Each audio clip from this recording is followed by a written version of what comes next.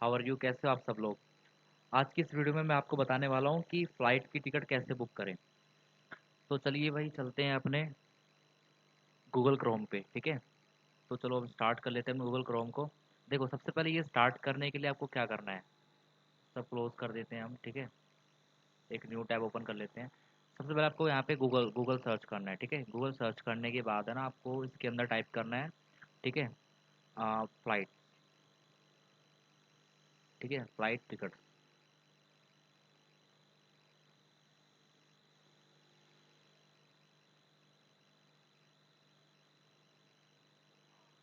नीचे आओगे, ठीक है। देखो अब यहाँ पर क्या है, देखो मेक माई ट्रिप है, यात्रा डॉट कॉम है, ठीक है। मतलब इससे क्या है, बहुत सारे जो है ना आपके यहाँ पे वेबसाइट्स ओपन हो जाएंगे। आपको देखो पता होगा इजी माई ट्रिप, ठीक है, मेक माई ट्रिप, गो इंडिगो, ठीक है, ARIRCTC भी होता है, ठीक है। अब चलो हम यहाँ पर स्टार्ट कर लेते हैं क्योंकि हमारी आईडी यहाँ पर है, ठीक है। तो आप IRCTC एयर टिकट पे बुक पे क्लिक कर लेंगे। ये स्टार्ट होने के बाद देखो आपके पास ये एक वेबसाइट स्टार्ट हो चुकी है। इसको पहले लॉगिन करना है। लॉगिन करने के लिए आप क्या करोगे, देखो साइड में छोटा सा यहाँ पर होता है साइन इन। साइन इन पे क्लिक करने के बाद देखो यूज़र नेम और पासवर्ड, ये क्रिएट करने के लिए भी मैं एक वीडियो बनाऊंगा, ठीक है। उसका जो डिस्क्रिप्शन होगा ना वीडियो का, उसके नीचे मैं आपको इसका लिंक दे दूंगा कि कैसे बनाते हैं अपनी आईडी को इन वेबसाइट्स पे, ठीक है। पहले यूज़र नेम डाल लेते हैं हम यहाँ पर,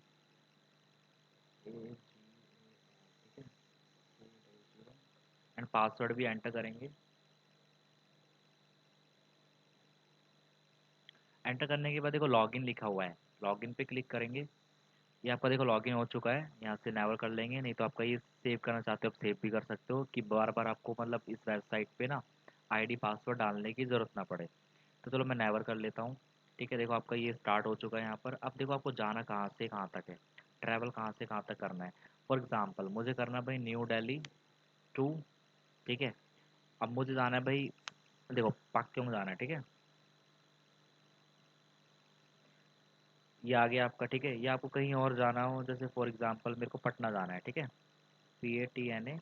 और देखो आपका ये नीचे आ गया, आप सर्च करोगे। फिर उसके बाद देखो डिपार्चर डेट है, यानी कि आपको ट्रैवल कब करना है, ठीक है। वो आप यहाँ पर आओगे। तो देखो इस पे क्लिक करने के बाद आपके पास ये मंथ आ गए कि कौन से मंथ में ट्रैवल करना है। अब उसके बाद देखो यहाँ पर डेट आ गई आपके। तो देखो हर डेट में सेम प्राइस नहीं है। अगर जितनी जल्दी आप मतलब अपनी फ़्लाइट की टिकट चाहते हो तो उतना ही ज़्यादा चार्ज देना होगा। और जितनी पहले आप टिकट बुक करते हो तो उतना ही कम चार्ज देना पड़ता है। जैसे मुझे अभी आज 4 तारीख है, ठीक है, और जून है। तो मुझे आज ट्रैवल करना है, ठीक है, न्यू दिल्ली टू पटना। तो यहाँ पर क्या है, देखो 4 लिखा हुआ है। तो 4 पे इसमें क्या रेट है, इसका देखो प्राइस क्या है, 4590 रुपीज़, ठीक है। सेकंड में क्या है, 5 डेट में सेम है। 6 में क्या है, कितने रुपये बढ़ गए, थोड़े से बढ़ गए 10-12 रुपये, ठीक है। फिर उसके बाद यहाँ पर भी देखो 90 है, यहाँ पर भी 90 है, या फिर 3038 है। अब देखो इनमें रेट के डिफरेंसेस है। अब उसके बाद देखते हैं जुलाई में, देख लेते हैं। जुलाई में भी देखो मतलब सेम वही 38, 36-38 से नीचे हमारा कोई टिकट है ही नहीं वहाँ के लिए, ठीक है, दिल्ली से। तो भाई देखो इनमें क्या है, जो रेट शो कर रहे हैं ना, अब ये रोड इस रेट में देखो फ़र्क क्या होता है। इस रेट में देखो फ़र्क इसलिए है क्योंकि इन डेट पे कौन सी एयरलाइन जा रही है दिल्ली टू पटना, ठीक है। तो भाई ये रेट का डिफरेंस है। लेकिन अब देखो आपकी ये फ़्लाइट जा रही हैं। अब इस डेट को अगर आप, जैसे कि 10 तारीख है, फॉर एग्जांपल 10 तारीख है। अब 10 तारीख को या आप 9 तारीख को चेक करना, ठीक है, 10 तारीख वाली फ़्लाइट। तो जो रेट होगा ना इसका, ये इंक्रीज़ हो जाता है, ठीक है। फ़्लाइट का रेट इंक्रीज़ हो जाता है, मतलब जितनी पहले बुक कर लो उतना ही सस्ता होगा, और जितनी लेट बुकिंग करोगे आप उतना ही महंगा होता है। तो चलो हम बुकिंग करके देखते हैं कैसे करेंगे।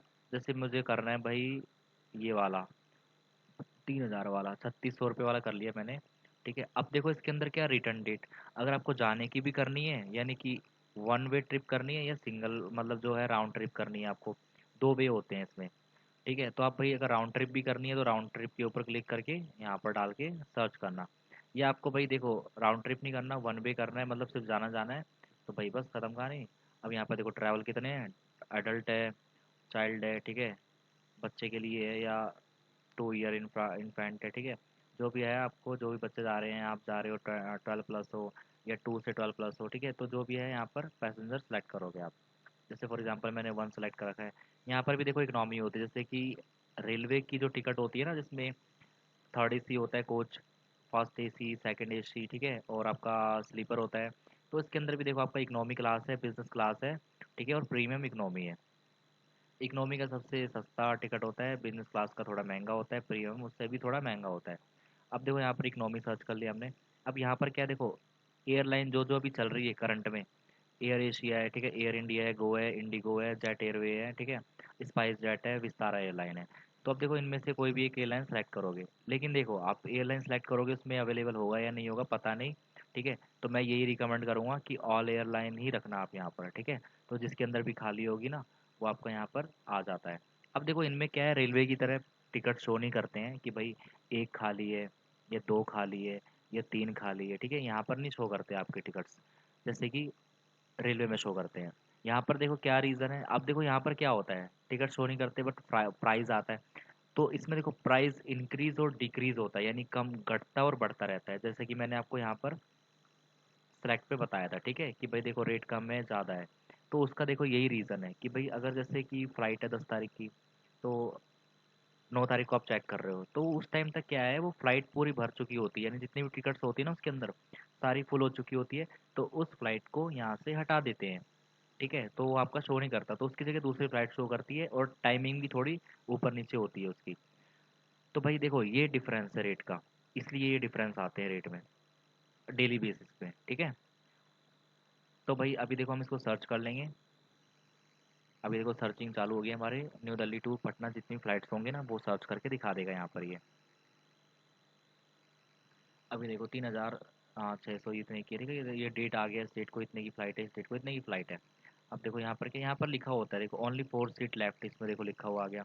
ओनली टोटल नहीं दिखा, टोटल सीट नहीं दिखा रहा, जितनी बची है वो दिखा रहा है। Total 4 seat total. अब पहले ये नहीं होता था, लेकिन अभी करंट में ये अपडेट भी आ चुका है, ठीक है। 4 है, 4 सीट दिखा रहा है यहाँ पर भी 4, मतलब देखो 4 ही सीट दिखा रहा है। अब इसके अंदर देखो एक होता है पार्टियली रिफंडेबल, ठीक है, और एक होता है भाई नॉन रिफंडेबल। अब उसके लिए भी देखो, इसके लिए भाई, इसके लिए भी कुछ रूल्स है इसके अंदर जो कि आपको फॉलो करने पड़ेंगे, ठीक है। चलो हम देख लेते हैं भाई क्या सिस्टम है इसका, ठीक है। इस पर आते हैं, फ्लाइट की डिटेल पे आते हैं। अभी इसमें देखो पार्टियली रिफंडेबल है, पार्टियली रिफंडेबल देखो न्यू दिल्ली टू टर्मिनल 3 से लेके बेंगलुरु, ठीक है, ये आपका एयरपोर्ट का नाम है, ठीक है। नॉन स्टॉप है, इकोनॉमी है, ठीक है। इसमें क्या है, पार्टियली रिफंडेबल है। पार्टियली रिफंडेबल में क्या होता है कि कुछ परसेंट ही आपको मिलता है। जैसे फॉर एग्जांपल आपने 3400 यानी 3,400 की टिकट बुक करी है, तो आपको सिर्फ रिफंड होंगे 700 रुपीज़, 6 से लेके 700, क्योंकि उसमें क्या है 70% ये काट लेते हैं अपने, ठीक है। तो भाई ये इन चीज़ पे ध्यान देना। और जिसके अंदर लिखा हुआ है ना रिफंडेबल, तो उसमें क्या है फुल अमाउंट भी, उसमें भी फुल अमाउंट रिफंडेबल नहीं होता है आपका। उसमें उसमें फिर क्या है, वो कम परसेंट काटते हैं और आपको फुल रिफंडेबल देते हैं। बट पार्टियली रिफंडेबल में ये होता है कि भाई 70-80% वो काट लेते हैं, और जो बचता है बाकी का 15-20% वो आपको रिफंड हो जाता है, ठीक है। तो भाई देखो ये रीज़न है। उसके बाद देखो इनकी टाइमिंग भी अलग अलग है, ठीक है। अब ये देखो आपकी शायद फेयर डिटेल पे आएंगे, देखो आपके यहाँ पे किराया तो भाई इतना है, 1485 रुपये है। और भाई टिकट देखो टैक्स इतना लग गया, टोटल मिला के इतना हो गया। बैगेज की डिटेल देखो, 15 किलो आप लेकर जा सकते हो यहाँ पर, ठीक है। कैबिन लगेज 1 किलो भी लेकर नहीं जा सकते आप। अगर 15 किलो जैसे देखो नॉर्मली है इसके अंदर, अगर 15 से ऊपर लेकर जाते हो आप, तो उसका आपको है ना चार्ज पे करना होगा, ठीक है। जो कि एयरपोर्ट पे आपसे ले लेते हैं वो, जब आपका वजन करते हैं ना सामान तब ले लेंगे आपसे वो। कैंसिलेशन फीस देखो, जैसे कि मैंने आपको बताया चार्जेस कटते हैं, तो देखो ये वही है। यहाँ पर देखो क्या है, 250 रुपये, तो देखो जैसे वो प्रोसेसिंग फ़ीस जो होती है ना आपकी, इंडियन रेलवे की वेबसाइट से आपने ये Indian railway catering and tourism corporation limited, यहाँ पर इन्होंने फ़्लाइट की सर्विसेज भी स्टार्ट की हुई है।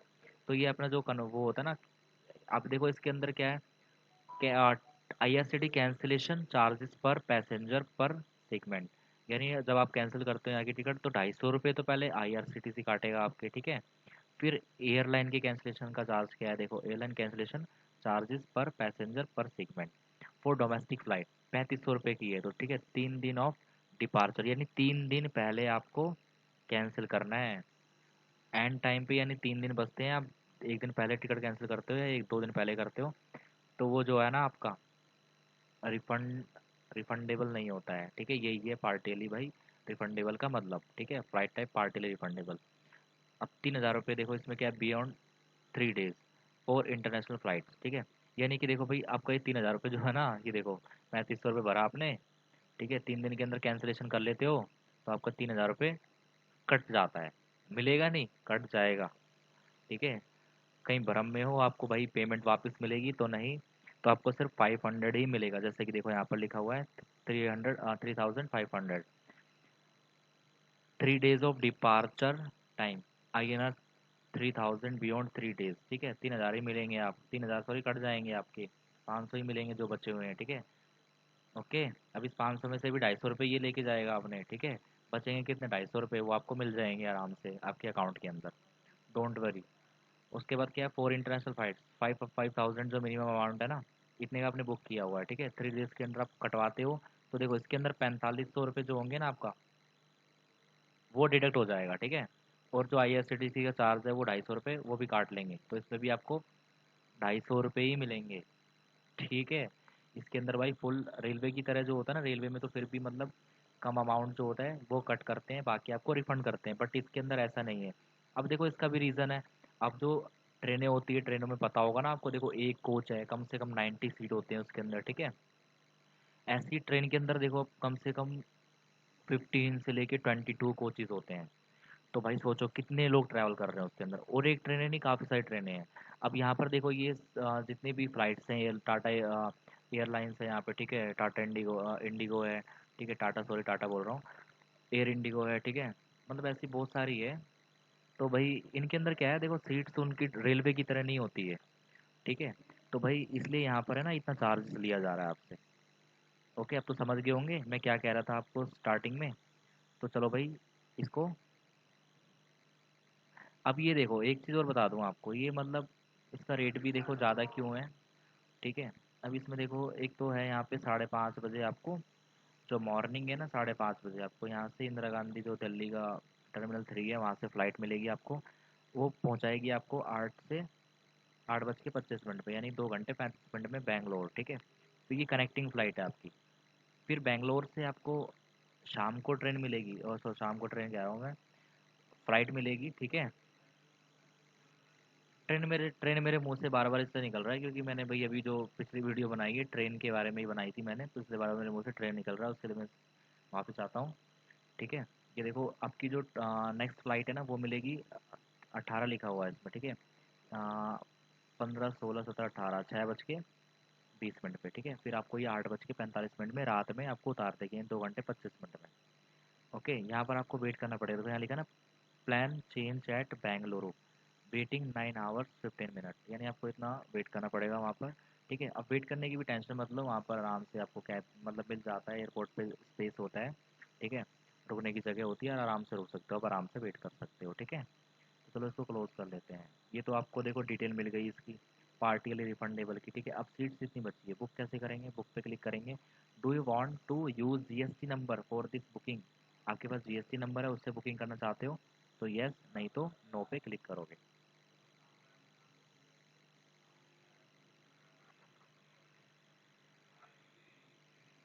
अब देखो यहाँ पर क्या है, ये आपकी जो कनेक्टिंग फ़्लाइट है ना, देखो वो आ चुकी है यहाँ पर।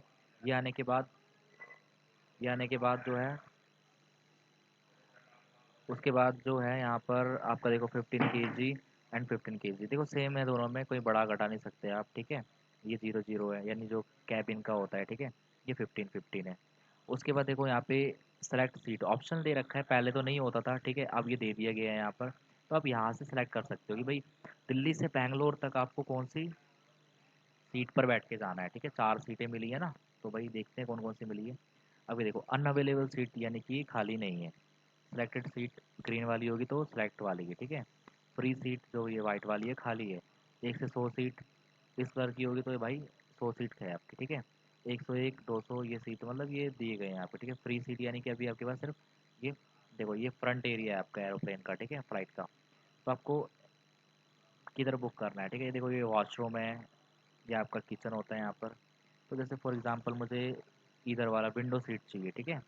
चलो मैंने विंडो सीट कर ली। यहाँ पे देखो रुपीज़ क्या 0 दिखा रहा है, इसका कोई चार्ज नहीं है, आप कर सकते हो बुक, ठीक है। ऐसे ही देखो इसके अंदर भी कोई चार्ज नहीं है, ठीक है, ये नहीं है, ये आपकी विंडो सीट होती है। चलो ये कर लिया हमने, ठीक है। उसके बाद फिर हम यहाँ पे कंफर्म सीट करेंगे, पैसेंजर डालेंगे, सॉरी पैसेंजर नंबर 1, एक पैसेंजर था तो एक नंबर ले लेंगे यहाँ से, कंफर्म कर लेंगे हम इस सीट को, ठीक है। अब बेंगलोर से भाई पटना के लिए जो जा रहे हो नेक्स्ट फ्लाइट के अंदर, उसमें भी सीट सेलेक्ट करनी है। पहले नहीं होता था लेकिन अब ये मतलब दे दिया गया आपको फीचर। अब भाई देखो वही है, जनरेशन आगे बढ़ती जा रही है और जो टेक्निकल चीज़ें हैं वो भी मतलब काफ़ी तरक्की पे हैं, ठीक है। तो भाई अब ये फीचर्स पहले नहीं था, अब आपको दिया गया है। तो चलो हमने ये कर लिया। अब यहाँ पर पैसेंजर डाल देते हैं 1, ये अभी डाल दिया, हम वही ट्रैवल करेंगे, ठीक है। चलो ये कर लिया, ये हो चुका है हमारा, ठीक है, कंफर्म। ट्रैवल इन्फॉर्मेशन डालनी है, ठीक है। ऐड ट्रैवल इन्फॉर्मेशन, यानी कि देखो मेरा जो मेरी आईडी थी वो सब कुछ आ चुका है यहाँ पर, ठीक है। कॉन्टैक्ट इन्फॉर्मेशन, ठीक है, first name, last name, email ID, ठीक है, स्टेट। आपको किसी और के नाम पे बुक करना है तो नाम डाल सकते हैं यहाँ पे, ठीक है, अपनी ईमेल आईडी, ठीक है, स्टेट कौन सा था, दिल्ली, ठीक है, पिन कोड वगैरह आप सारी चीज़ यहाँ पे डाल सकते हो, ठीक है। अब लास्ट में देखो यहाँ पर भी आप एडल्ट, ठीक है, पैसेंजर की डिटेल यहाँ पर भरनी है। तो कॉन्टैक्ट इन्फॉर्मेशन है, जो पैसेंजर जा रहा है उसकी आप यहाँ पे डिटेल भर दोगे पूरी की पूरी, ठीक है, कंप्लीट डिटेल। और एक चीज़ ध्यान रहे, इसके अंदर कई लोग गलतियाँ करते हैं, नाम इसमें देखो मज़े से नहीं डालना। अगर डोमेस्टिक फ़्लाइट में जा रहे हो ना, तो आपके पास वैलिड आधार कार्ड होना चाहिए, ठीक है। वैलिड आधार कार्ड होना चाहिए, और जो उसके ऊपर नेम लिखा हुआ है ना आपका, एक एक वर्ड, वो आपका ओके होना चाहिए। अब देखो इसके अंदर क्या है, मैंडेटरी है आपका, देखो फर्स्ट नेम भी है और लास्ट नेम में, अगर लास्ट नेम डालोगे तो ये लेगा नहीं आपका सिस्टम, ठीक है, स्टेटस लेगा नहीं। तो अब इस पर क्या करें हम। अब नाम तो हमारा सिंगल ही है, हमारे आधार कार्ड डबल होगा तो लिख सकते हैं, जैसे सागर कुमार है तो मैंने सागर इसमें लिख दिया, ठीक है, मिडिल वाले में, और कुमार यहाँ पे लिख दिया। लेकिन अब हमारे पास क्या, नेम सिर्फ सागर लिखा हुआ है, ठीक है, आधार कार्ड में, और लास्ट नेम नहीं लिखा हुआ उस पर, कुमार गुप्ता जो भी है वो नहीं लिखा। तो हम क्या करेंगे, इसमें भी सागर लिख देंगे नेम में, ठीक है, और इसके अंदर भी सागर लिख देंगे, यानी कि जो नेम है ना आपका वो दोनों जगह कॉपी कर दो आप, फर्स्ट में भी और लास्ट में भी। तो आप इससे इजीली मतलब जो है ना बुक कर पाओगे, नहीं तो फिर आपका ये अटक जाएगा, ठीक है। और अगर वैसे ही अगर आपका रियल में ही कुछ नाम है, जैसे नाम के पीछे कुछ सरनेम लगता है, लेकिन वो आधार कार्ड में नहीं है, तो आप वो मत लगाना, नहीं तो आपका वो जो होगा ना वैलिड नहीं होगा आपका, ठीक है। फिर शायद ही आपको क्या पता भाई वो ट्रैवल ना करने दिया जाए फ़्लाइट के अंदर, ठीक है। ये छोटी छोटी चीज़ें होती है वो देखती हैं। अब देखो देखो उनकी गलती भी नहीं है, आप तो दिखाओगे भाई मैंने टिकट बुक करी है, लेकिन उनकी गलती भी नहीं है। कई बार क्या होता है, देखो फ्रॉड आदमी आजकल आजकल का ज़माना ही ऐसा है कि भाई देखो फ्रॉड चीज़ें लेकर ज़्यादा घूमते हैं लोग। तो भाई इसके लिए ना वो लोग वैलिड चीज़ें मांगते हैं, वैलिड वैलिड, ठीक है। ये ध्यान रखना, जो आधार कार्ड में नेम हो सेम वही एंटर करना। अगर आपका सरनेम नहीं है तो यहाँ पर भी वही नेम कॉपी कर देना आप, ठीक है। और सब जो सेम आधार कार्ड में सेम वही डिटेल भरनी है यहाँ पर, ठीक है। चलो मैं भर लेता हूँ एक बार, SHEAR, ठीक है। अब मेरे आधार कार्ड में कुमार है, कुमार डाल दिया, ठीक है। डेट ऑफ बर्थ हम डाल देते हैं यहाँ पे, फॉर एग्जांपल जैसे कि भाई मैंने यहाँ पर जो मेरे आधार कार्ड में है 94 डाल दिया मैंने यहाँ पे, ठीक है। डेट मैंने 29 चूज़ कर ली यहाँ पे, ठीक है। अभी आ चुका है हमारा। उसके बाद देखो ईमेल आईडी डालनी है। अब जैसे मैंने ईमेल आईडी अपने यहाँ पे एंटर कर ली।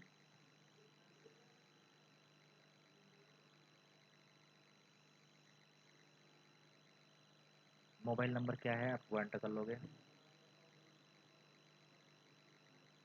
ठीक है। एड्रेस क्या है, जो भी एड्रेस हो ना आप डाल लो यार, ठीक है, जो भी हो आपका आधार कार्ड पे लिखा हो ना डाल लो आप, ठीक है।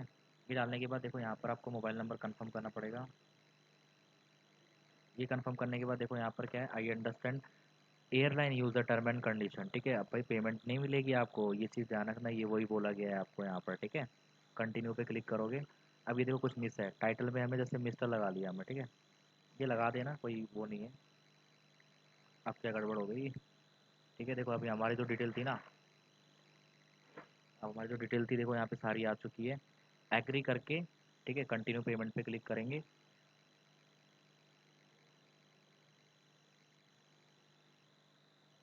पेमेंट पेज पर आ चुके हैं, ठीक है। अब भाई आपको नेट बैंकिंग से पेमेंट करना है, भीम यूपीआई से करना है, वॉलेट से करना है, ईएमआई पे, जैसे कि मैंने आपको आईआरसीटीसी के अंदर बताया था ना कि आपके पास कार्ड वगैरह जो भी है, ये आपकी पेमेंट आ चुकी है यहाँ पर, ठीक है। जैसे भी करना है सेलेक्ट करो, पे करो भाई, ठीक है। अपना पेटीएम नंबर डालो, पेटीएम है तो डेबिट कार्ड नंबर डाल लो, ठीक है, क्रेडिट कार्ड है, क्रेडिट कार्ड से पेमेंट कर लो। ठीक है, इस तरीके से आप पेमेंट कर सकते हो। यूपीआई से भी कर सकते हो, जैसे कि देखो पीछे यूपीआई का ऑप्शन था ना। अब देखो ये बैक नहीं जाएगा, एक बार ध्यान से ही सोचना आप कि भाई पेमेंट किससे करना है। ये बैक नहीं होता है। ठीक है, तो भाई पेमेंट आप यहाँ से करके अपनी जो टिकट होगी ना, वो आपको मेल में भी आ जाएगी, और आप ये बनाने के बाद है ना, आपके यहाँ पर भी, ठीक है, जनरेट हो जाएगी। आप यहाँ से भी डाउनलोड कर सकते हो, प्रिंट ले सकते हो अपने टिकट का। तो चलो दोस्तों, आज की वीडियो में बस इतना ही। मिलते हैं नेक्स्ट वीडियो में। और हाँ, जाने से पहले प्लीज़ वीडियो को लाइक एंड सब्सक्राइब ज़रूर करें। Thank you.